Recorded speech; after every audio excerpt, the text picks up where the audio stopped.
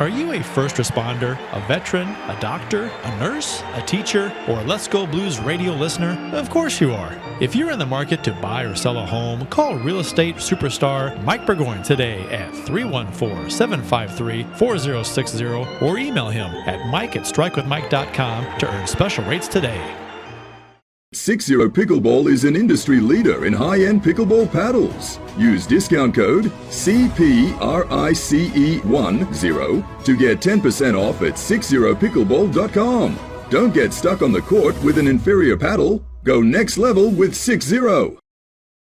This is Carl Lindbom of Carl Lindbom's Carly Bon, and thanks for tuning in to Let's Go Blues Radio over the summer.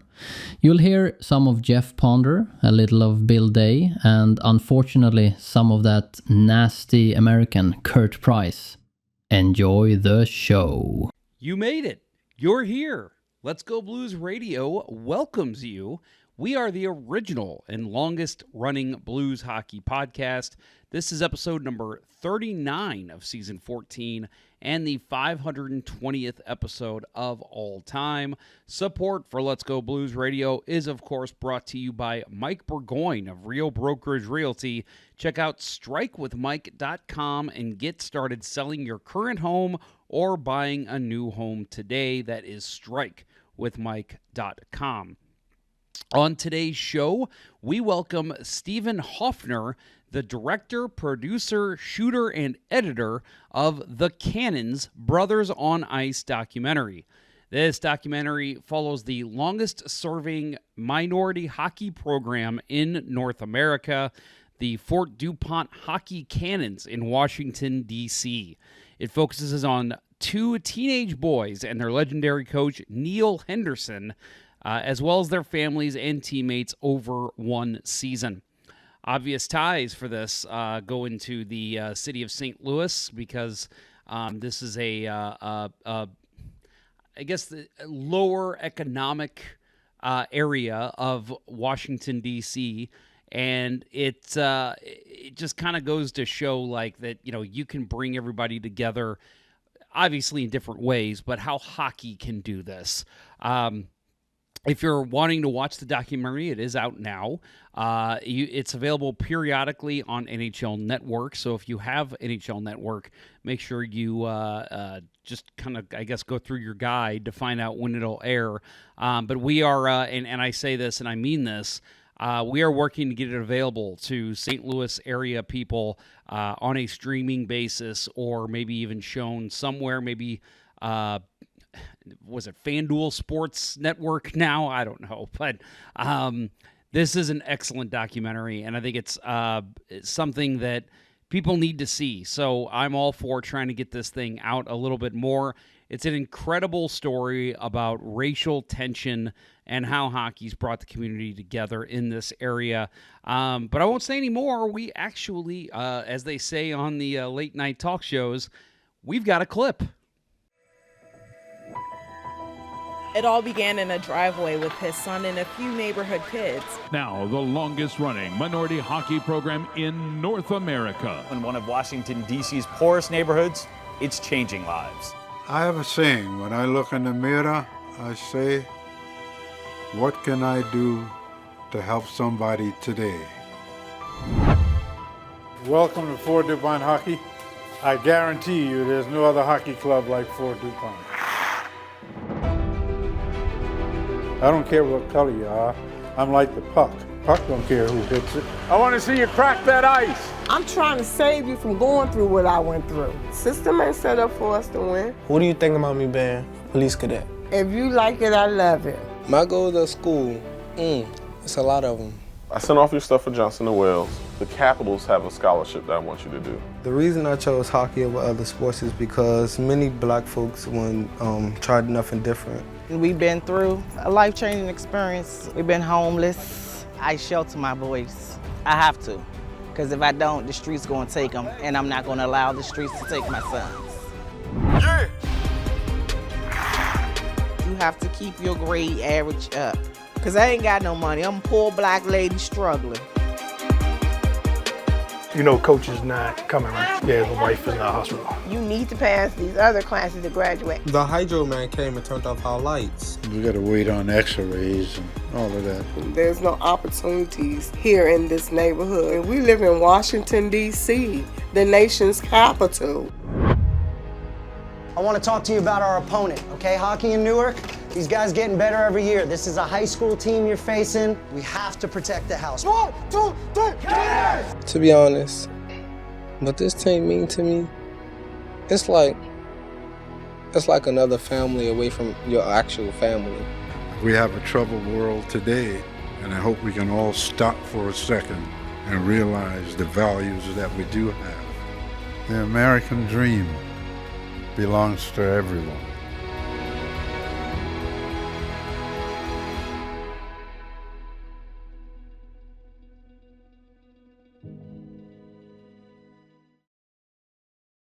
So again, we'll be bringing that interview to you after this commercial break coming up here in a minute. But there are some obvious adjacencies to anyone who lives in the St. Louis area.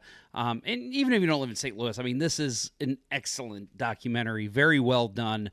And, you know, if you have a maybe your mate, maybe your roommate, maybe your spouse is not a big hockey fan, this is something you can watch if you're not even a hockey fan. It's a very inspiring story about somebody who took it upon himself to bring together a community and get kids off the streets. And, you know, they even say in the documentary, not to give anything too much away, that, you know, a lot of these kids would not have graduated high school, would not have continued school, would have dropped out, would have possibly been, they even say, dead. And hockey saved them. So, and this coach, Neal Henderson, is a savior for a lot of these kids. So, it's just an incredible story, and I can't wait for you all to check out my interview with Stephen, as well as check out the documentary and the podcast as well. There is a podcast available that you can also check out. Real quick, I do want to mention the Stanley Ponder Cup Memorial Tournament. Sign-ups are still underway at this point. Remember, it is on November 22nd, 2025, starting at 11 o'clock, going till about 10:30-ish that night. It is at Midwest Sport Hockey in Baldwin, Missouri. So if you're unfamiliar with the St. Louis area, it is a suburb of St. Louis. It benefits the NMDP, which is the National Marrow Donor Program, formerly Be the Match. No idea why they changed it. And the player fee is $60 to get in. You do get a very awesome jersey if you play as well. This is, again, just a tournament very near and dear to my heart. Obviously, it's named after my father. But, yeah, it's something that I take very seriously. I have a lot of fun with. And I will say, if you watch our live shows, Joe Schmo, a gentleman who chimes in a lot during our live shows, he officially signed up, and he said he's going to have to learn how to stop before he comes on the rink with us. So, again, goes to show we accept people of all skill levels. Right now, we've only got a couple of spots left. We've actually filled up very quickly, quicker than usual. I think right now we're at 14 spots left. Obviously, if that does fill up, I still recommend people sign up for the wait list because we do usually get at least one or two people that have to drop before the tournament starts. So, yeah, definitely check that out. Stanley Ponder Cup Memorial Tournament. You can go over to dropinstl.com to go ahead and sign up. That is dropinstl.com, obviously all one word. Well, we're going to take our quick break, and when you hear on the other side, you're going to hear Stephen Hoffner talking about The Cannons, Brothers on Ice. We'll return after these messages. As a hockey player, Mike Burgoyne knows a thing or two about making the perfect play. And when it comes to real estate, he's always ready to score the winning goal for his clients. If you're a first responder, a veteran, a doctor, a nurse, a teacher, or a Let's Go Blues radio listener looking to score the home of your dreams, you'll receive special rates with Mike. Go ahead, shoot some questions his way, and he'll have the answer quicker than Curtis Joseph on a breakaway. Curtis Joseph got the paddle down! Any barriers? Mike will mow them down like Chris Pronger in front of the net. He'll score you your dream home or sell your existing home faster than a Brett Hall one-timer. Flip past the Hall. He shoots. He scores! See Burgoyne's real estate prowess in action today by emailing him at mike@strikewithmike.com or by calling 314-753-4060. That email again is mike@strikewithmike.com, and that phone number is 314-753-4060. Getting Mike Burgoyne on your team will be the boost your power play needs. The battle for the top spot in the league is on the line. Many warriors have entered the concrete jungle, but when the smoke clears, only one will remain. They all want it, but only one shall have it. Hide your children, lock your doors. Those with weak stomachs should almost certainly look away. This is Big Boy Pickleball. You have been warned.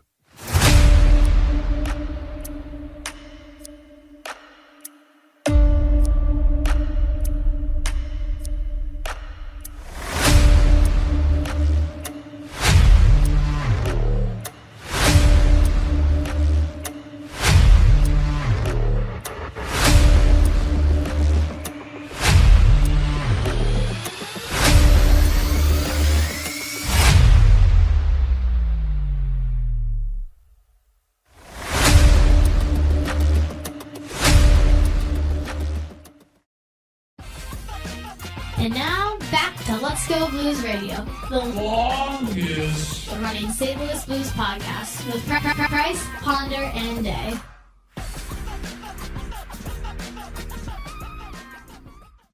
And we are back from break, and I am with Stephen Hoffner.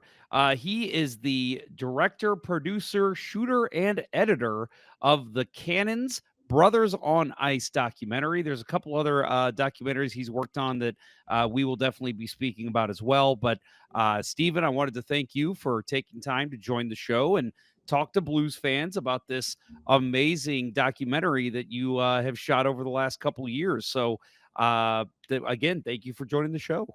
Thanks for having me, Jeff. It's always awesome to chat about this crazy experience that we had in making this film and finally being able to share it with America.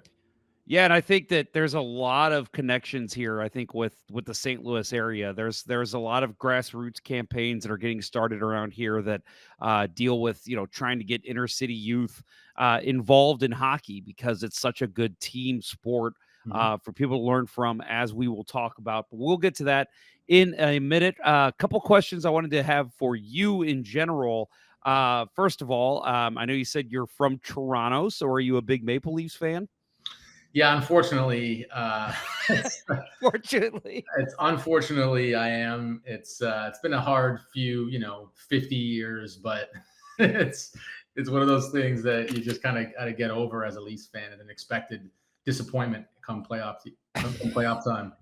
Hey, I'll tell you, before 2019, that was every single Blues fan. So I would talk to fans from Toronto all the time, and they'd be like, yeah, we haven't won since 67. I'm like, well, at least you can say you've won a championship. So, now the Blues have finally gotten over the hump. And I keep saying now, especially with the guy that brought the Blues to the championship, Craig Berube behind the bench, maybe Toronto's time is coming.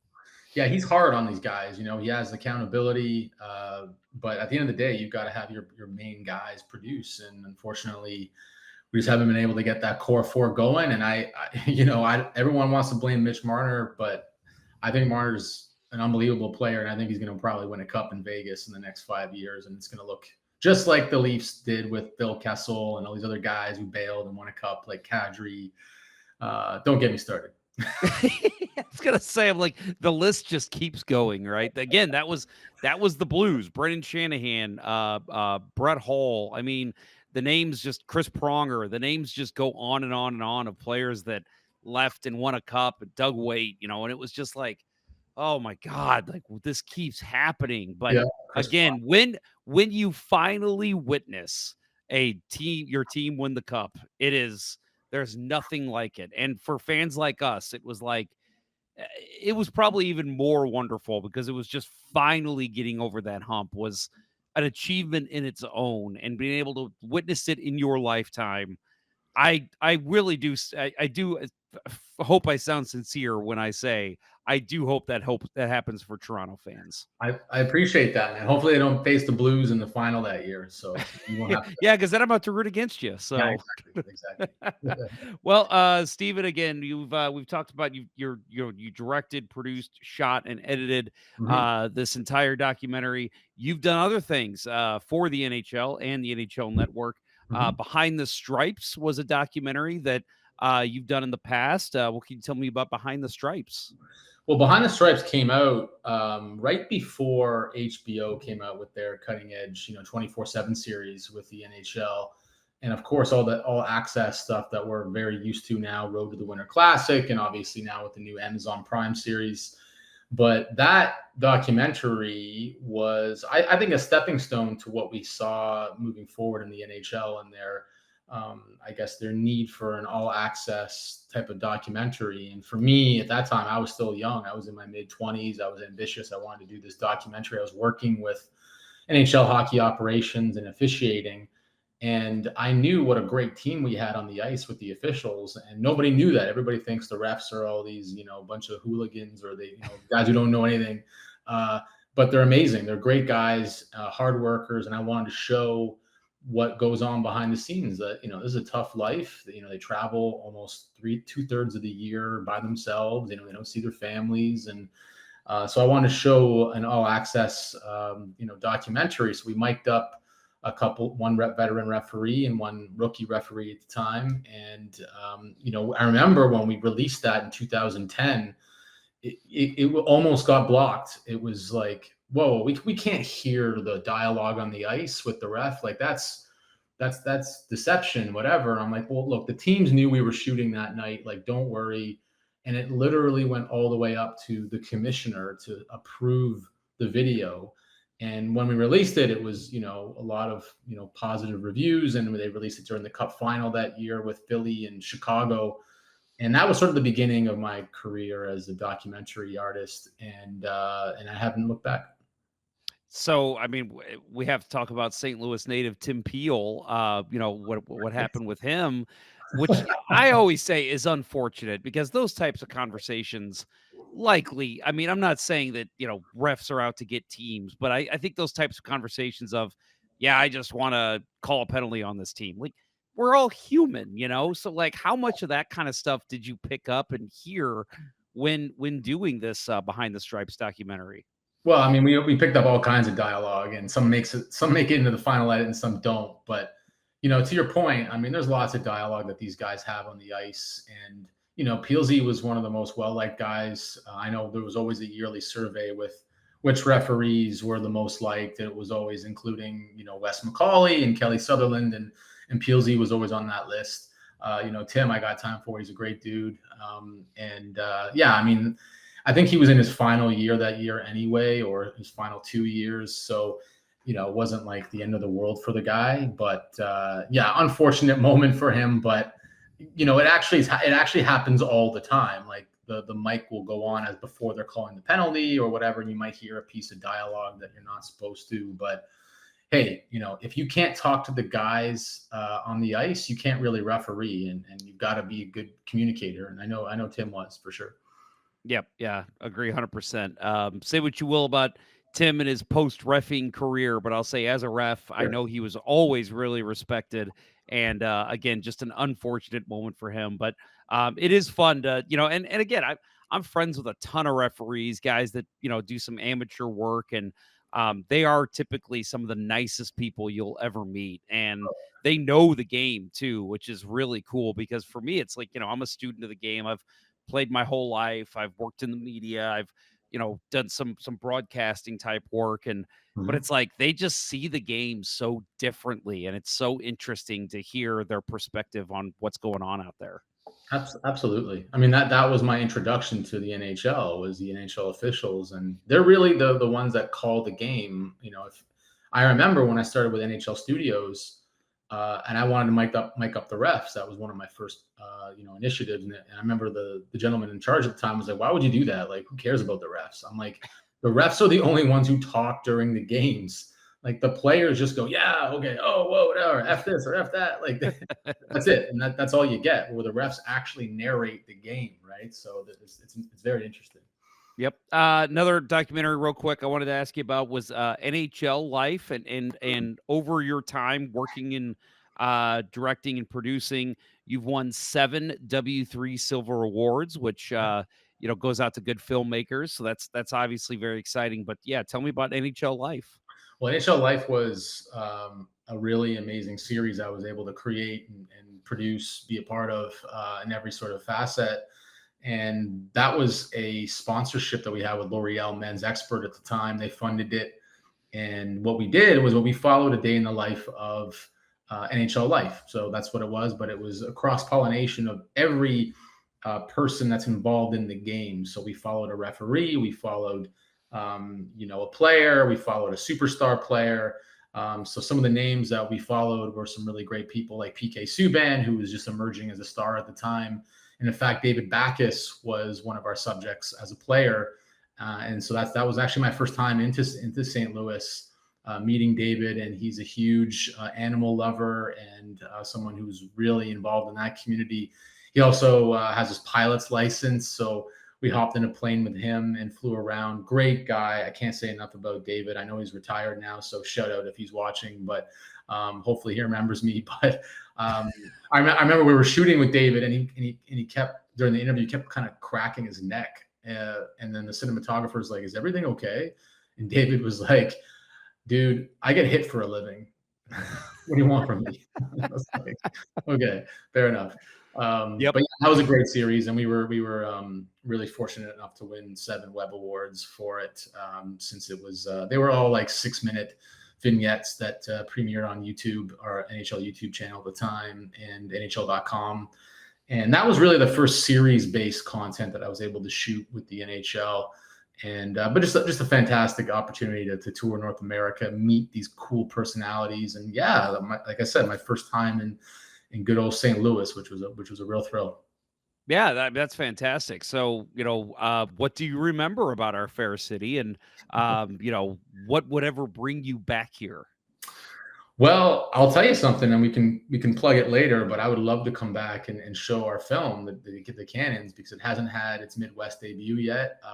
We'll get into it, I'm sure, later about plugging where it's playing, but I would love to come back and show the film, because as you mentioned, I think it would hit a very interesting market there, an important market towards growing the game. But yeah, I know I love St. Louis. It was cool. I mean, I'd never been to a Blues game. I had never been to just anywhere near that area. So again, it was a few years ago now, but what would bring me back hopefully would be to screen the film and talk to Blues fans about it. Well, there you go. There's a perfect segue. Segue master, Stephen Hoffner there. So I wanted to talk to you again. Obviously, the reason you're here, The Cannons, Brothers on Ice is what this film is called. Again, it's a feature documentary. It follows the day-to-day lives of Coach Neal Henderson and his team of young African-American hockey players in the longest-serving minority hockey program in North America, the Fort DuPont Hockey Cannons in Washington, D.C. That was not off memory. I did have to pull that off your website, but I just think it's a really interesting idea. And I wanted to ask you, what was your motivation for filming this? And what can you tell us about the Cannons, Brothers on Ice? Wow. Well, that's a loaded question, Jeff. And I'll try to keep my answer contained, because this film became sort of a life project for me for about 4 years, actually. And so the Cannons started off as just a way for me to actually tell a story that was beyond what I was used to seeing. Obviously I've seen really cool movies about other sports like Hoop Dreams. That was obviously a classic. And I was actually introduced to Coach Neal and the Washington, D.C., Fort DuPont Cannons by my friend Kevin Weeks, who's a former NHL goalie. He works for ESPN. We worked together on the NHL Network. And I was like, I read about the Cannons online. I just did some research, and I was like, hey, can you introduce me to these people? He's like, yeah. He's like, I've spoken with these guys. I've done some philanthropy. And so the Cannons are a team that is a charity club that plays in Southeast Washington, D.C. It's been run by Coach Neal, who's run this program without seeing a dime for his time and effort for over 40 years. The man has given his life to these young boys and girls. And what makes this place so special, I guess, infamously, is that it's one of the highest crime rates in all the United States. In fact, I think for violent crime, it's number one currently, unfortunately. It's a very, difficult area to grow up in, especially being young African-American. There's not a lot of opportunities for these young kids. And Coach Neal and the Cannons was a program for these kids to get off the street and get into a program that they could feel loved and wanted and learn the game. And so he was Coach Neal. If you can imagine, this man who once played professional, couldn't get to the next level because he was Black, and he wasn't allowed the opportunity to play on professional teams during his time in the past. Fortunately, those times are over, but he was able to create this club on his own dime. He brings this gear to the arena, Fort Dupont Arena, once a year, and he outfits all these young boys and girls with gear for the season for free, so that they can play. And so for me, I dipped in with my co-director AJ Messier, and we met the club, and we were just like, we spent a week there. And this is all the way back in 2017. And we were just like, this is an amazing story. We've got to do something here. And so sure enough, we had some funding to do the film. My friend AJ's best friend, Simon, was going to fund the project for a very lucrative amount that would have given us some, income over the next few years. And he was a gentleman who was underprivileged. He had, a very severe disease. And he thought, you know what, I want to show it. I want to tell a story about these kids and show that anything is possible, because this man lived beyond his years himself. And literally right before picture, he passed away. Simon did. And so we were devastated by that, obviously, with Simon's passing, but as well as the financial opportunity with the film. But me and AJ, we kind of looked at each other, and we met these families, and we made a promise that we would tell this story for them. And that we did. So we basically used our own money to fund the project. At the time, I was working with Walt Disney Company, working under the NHL banner and their NHL properties. And I decided to just do this on the side. I actually lost my job with Walt Disney Company day one of filming in Washington, D.C. So I used my severance to fund the film. That's how passionate I was about taking the next step in not only my career to tell a feature film story, but also to make sure that these voices were heard. And then over the next 2-3 years, I flew back and forth from Toronto to Washington, D.C. to tell the story. AJ would drive, 15 hours from New Hampshire, or 10 hours from New Hampshire or Toronto to get there. And so we basically made it work, and we told this story, and that was the beginning of it. Yeah. I mean, that's an incredible story. I didn't know any of that backstory. That's fantastic. And it really does go to show, we just had on last week, we had somebody from, you might not even be aware, Alabama University, the Crimson Tide. There was a group of girls that were going to school there who were hockey players, and said, we want to start a team. So they literally went in and started their own women's team. First year, took the Hockey Division South division, and took the championship home. Oh, amazing. Those kinds of stories are what makes hockey fantastic. Oh, yeah. And so to hear that, that there's so much going on behind the scenes that, again, I mean, I've been a victim of layoffs myself. It devastates you. But Sure. To still be able to find that drive and get this done, and work with these people. And again, like, you already were kind of involved, and you were just like, I need to get this story out. That's a tremendous drive to get that done. And I'm sure the organization, the families, I'm sure they were all very appreciative and very happy to give their time for helping out with this documentary. Oh yeah, no, I think that when you make a film like that, it's actually more than a film. In fact, I look back now and yeah, we're now on 5 different regional networks in the United States, which we can talk about later. And, here in TSN in Canada, which is our version of ESPN, which is really cool. Great exposure we've had from the film, but it's the relationships. Coach Neal is family to me. These boys, Rayvon, Rob, they're family to me. Brian King. I mean, the people that you meet when you do these type of things, it truly is the journey and not necessarily the destination. I know that's a cliche, but definitely the best experience I've ever had as a filmmaker, for sure.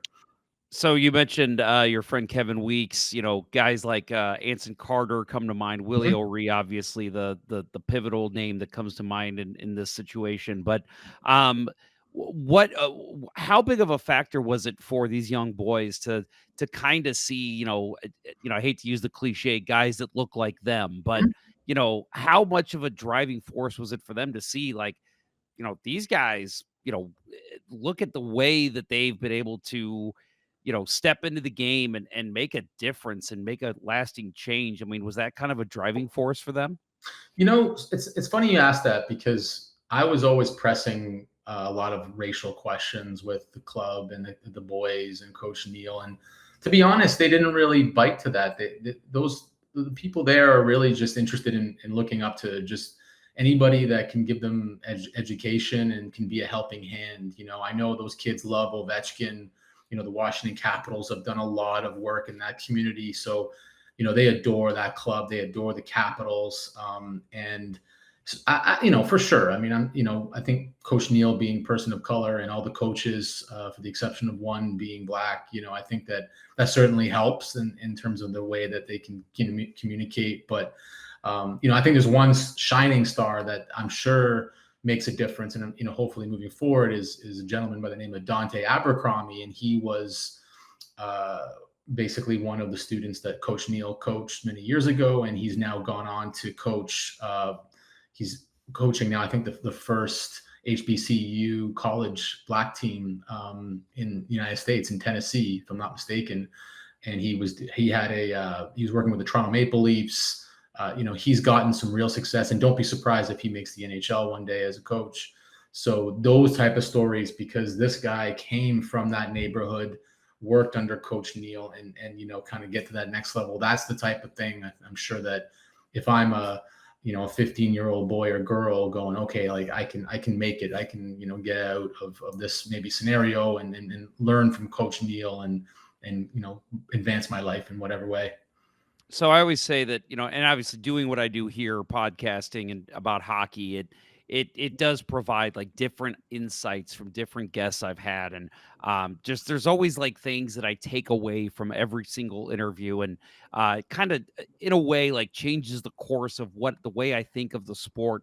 So after filming this documentary, I know you mentioned that like a lot of these boys and Coach Neal, like they've kind of become family to you, but like, how did your overall view of hockey kind of change after it, maybe during or after filming this documentary? Well, I think you realize how important the game is, especially in an area like that where it's used for much more than just recreation. In Toronto, everybody plays hockey here. There's a pad pretty much everywhere around the corner.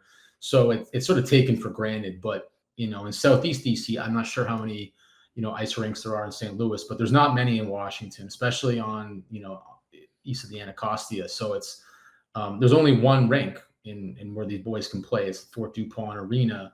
So, and this place where Coach Neal has coached his club, it's far more than the game. And you realize how powerful the sport can be in bringing people together. And I've had many people tell me, during the course of filming that, this club and Coach Neal saved their life. They would have been maybe shot or on the street or doing drugs or dealing drugs. The type of environment that those kids have had to grow up around, especially in the early 2000s and late, 80s, early 90s, the crack epidemic. That's where it hit the hardest, was in Washington, D.C. And certainly post-COVID, D.C.'s crime rate has also, gone kind of through the roof. So they need these type of programs. So the game itself is far more important than just shooting the puck into a net. It's in many respects life and death for a lot of these kids, and I hate to say it, I'm not even saying that with hyperbole. This is what people told me. And it's important that the game is recognized for its contributions much more than just an entertainment package.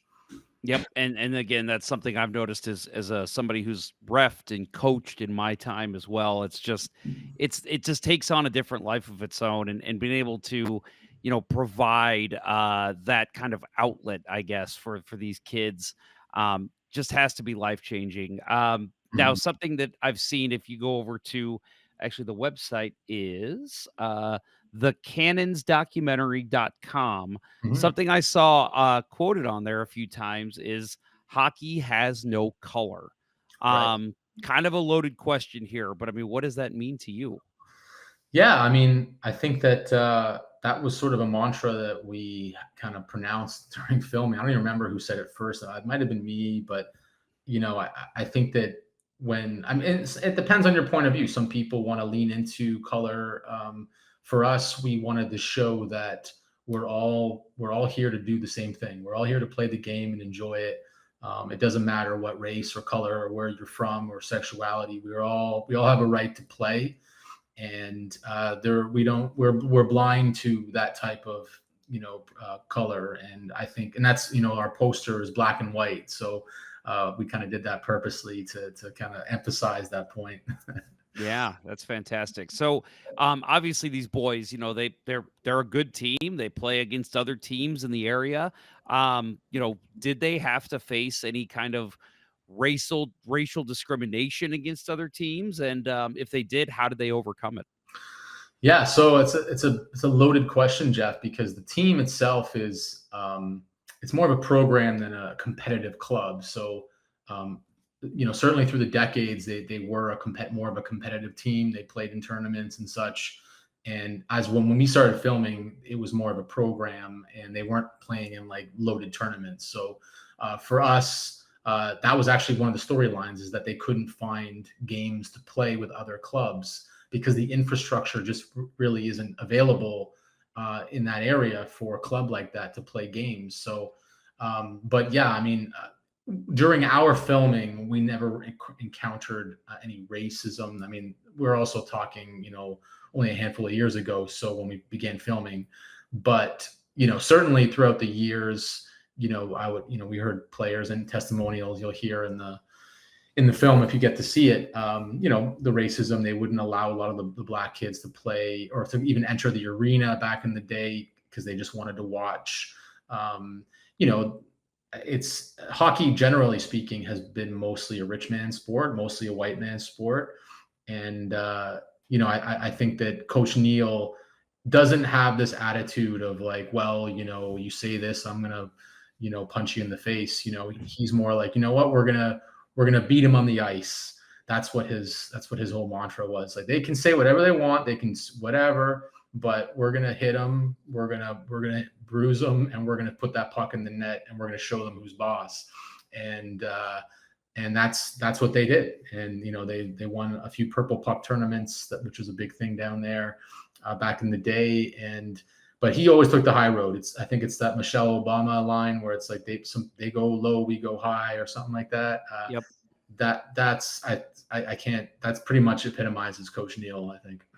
That's great. And the fact that you say that you didn't, at least while filming, didn't notice a lot of, racial things happening on the ice.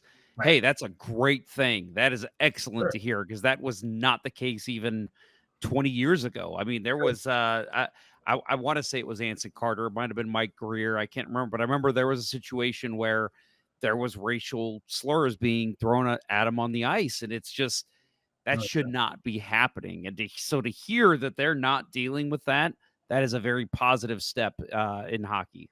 Well, Kevin Weeks, famously was, starting with the Carolina Hurricanes in the playoffs. I believe it was 2002, if I'm not mistaken, or around that time. And someone threw a banana peel on the ice. This was in Montreal during a playoff game. He shares that story. I mean, I think a lot of the players, I got to know Anson. I know, obviously, Kevin, and I met Wayne Simmons and PK Subban, and I got close. So, I mean, all of these players have faced, racism. They face adversity. There's no question about it. And I think, that was just the course of my filming. But, the young players, told me stories about, there were people who called them the N-word and other things.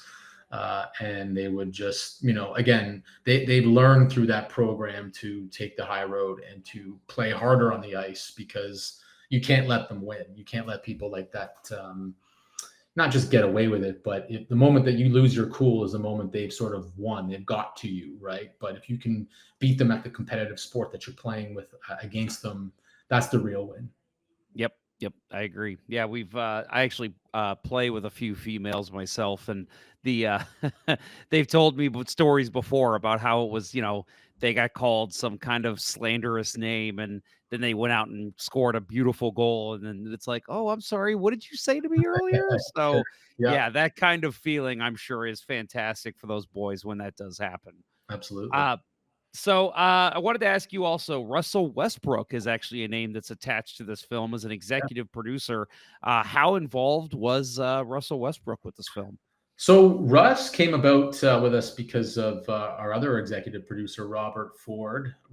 He, not the infamous Toronto mayor who smoked crack, but Rob Ford, the Los Angeles producer, Emmy award-winning sports producer, Rob Ford. So Rob and I had met many years ago, and he had worked with Russell on his Showtime documentary. And, Russ and his team saw the film. They were really thrilled with it. And we thought that, attaching him would certainly move the needle in terms of, the exposure that we could have with it. And at that point in time, LeBron and Russ were playing with each other. We also talked to LeBron's group. He had already been aligned with another hockey documentary actually called Black Ice. So he wasn't, possible. But, Russ, hey, anybody that loves our film and wants to be part of it is a friend of ours. And it was really cool to see Russ and his team want to be part of it. And yeah, like when we had our premiere and, he was part of the PR blasts and everything. And he's certainly had a revival in his career post LA. So I'm wishing him all the best. And, but Russ, hey, he's one of the future Hall of Famer, and to have him attached to the film is pretty unbelievable. Yeah, it's very cool. So, we've talked about how I do think this would resonate really well in the St. Louis area. Getting it here would be fantastic. As of right now, I think the best way for people to find it would be on NHL Network.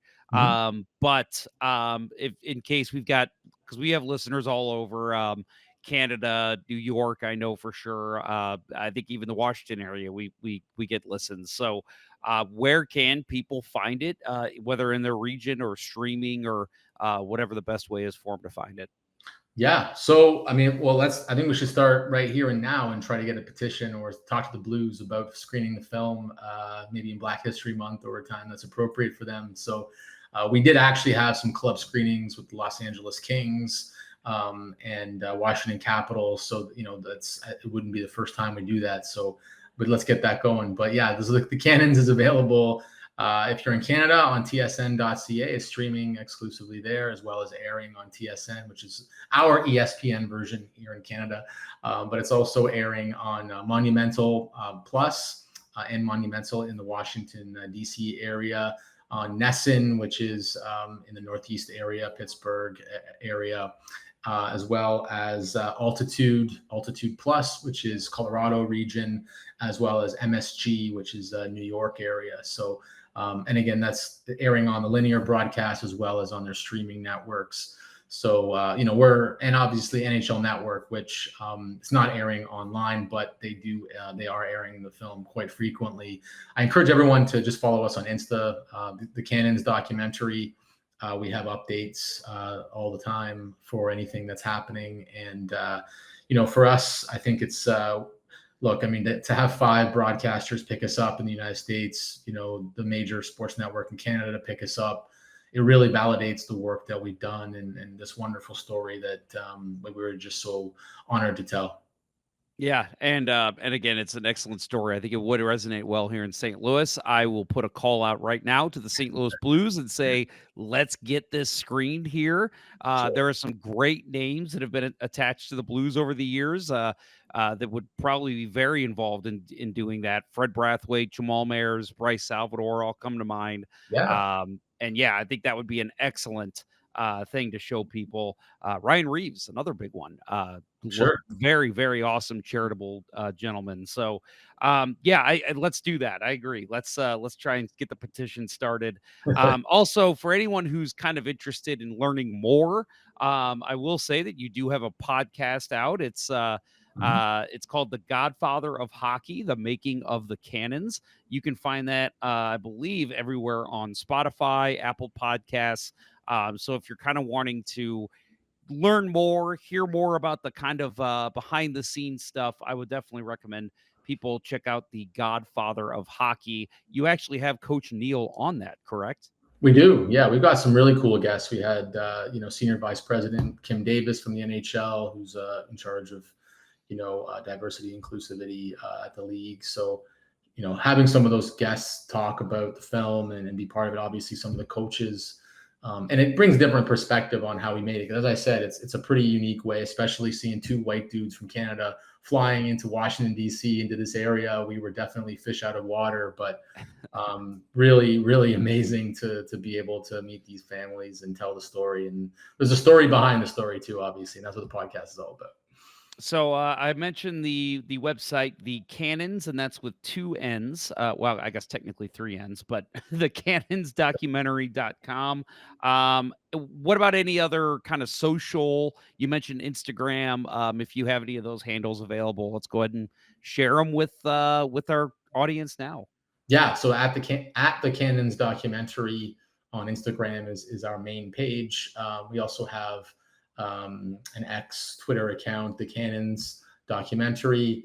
We don't really post there too much. It's usually our Insta page that has the most traction. We've gotten actually some really cool things. And the next screening we're hoping to have is in Washington, D.C. Actually, we were trying to maybe land something at on Capitol Hill. I don't think that's going to pan out, but maybe somewhere else where we can really showcase it with some of the political figures in that city. Because a documentary like this, it doesn't even matter when it's made. It's really, it carries a lot of weight and time, because we're trying to have a call to action here. We want action, not just in the Washington area, but any area that is just sort of neglected. These people are good people in these neighborhoods. They deserve the best from not only their from their community, but their government as well. And anyway, so we're certainly people that are waving the flag, and we want the best for these people. And this film, I think, is a catalyst for change and positive change, not just in the sport, but in America at large. That's yeah, I mean, and that's what we're all striving for, right? We want equality, we want inclusivity, and I'm a big proponent of the hockey is for everyone movement. So this is awesome, right up my alley, and definitely right up the alley of, I know, a lot of people here in the St. Louis area. I wanted to ask you personally before I let you go, Stephen. What else? Do you have anything else in the works right now that we can kind of expect coming from you that's related to hockey documentaries? Yeah, actually, well, I just dropped a couple documentaries on ESPN Plus, as well as NHL's YouTube channel. It was a history on the NHL trophies. So it's called the NHL Trophy Case, and you can find that on YouTube. Literally just Google NHL Trophy Case. And we have 3 episodes that are up there now. A really fascinating look inside the history of each trophy. Each one has their own stories. So I was a writer and producer and editor on those films. So I was really, really thrilled to be part of that. And Tom Cohen directed them. So really something that it was nice to get something with a budget, put it that way. Yes, that's always helpful. Yeah. Stephen, really appreciate you taking the time today to talk with us. And Again, I know our audience is going to love watching this documentary. It again is called The Cannons, Brothers on Ice.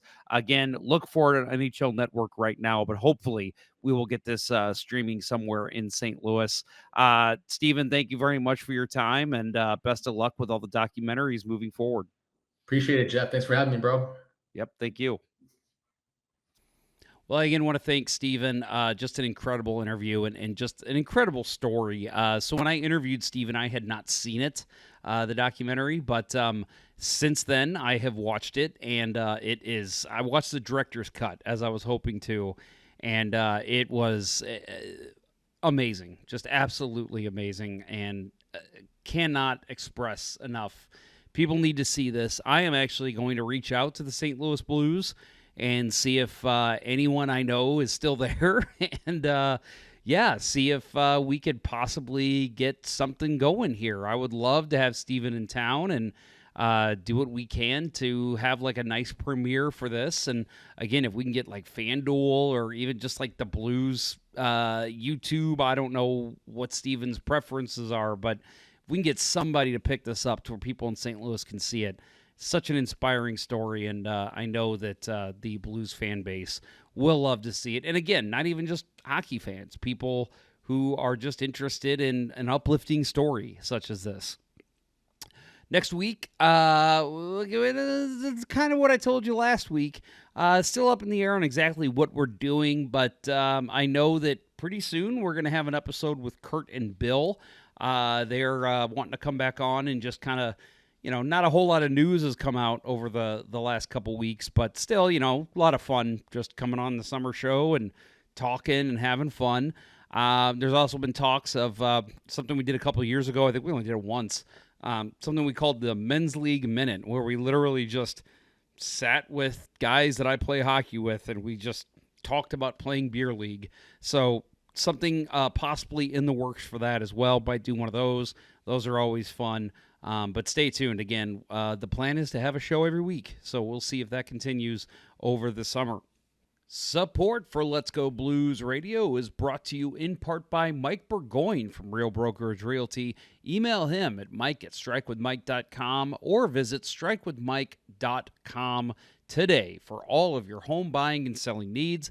That'll do it for episode 39 of season 14 of the original St. Louis Blues hockey podcast, Let's Go Blues Radio. Thank you so much for tuning in, everyone, and have a great week. For Curt Price and Bill Day, as well as Steve Hoffner, I'm Jeff Ponder, and I will talk with you next week. This was Let's Go Blues Radio. Until next time, everyone, let's go Blues, and let's go Cannons.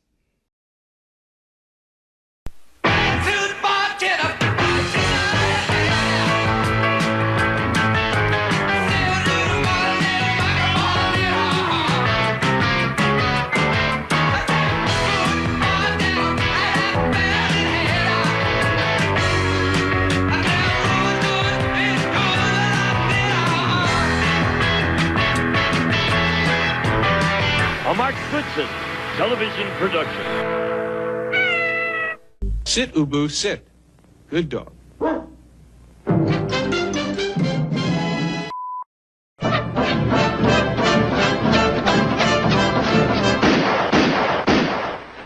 little, two little, three little engines. 4 little, 5 little, 6 little engines. Uh-oh, sorry, that one was a half-breed.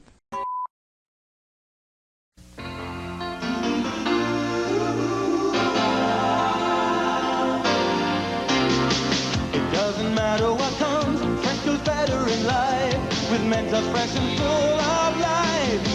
Nothing gets to you. Staying fresh, staying cool. With Mentos fresh and full of life. Fresh goes better. Mentos freshness. Fresh goes better with Mentos fresh and full of life. Mentos, the fresh maker.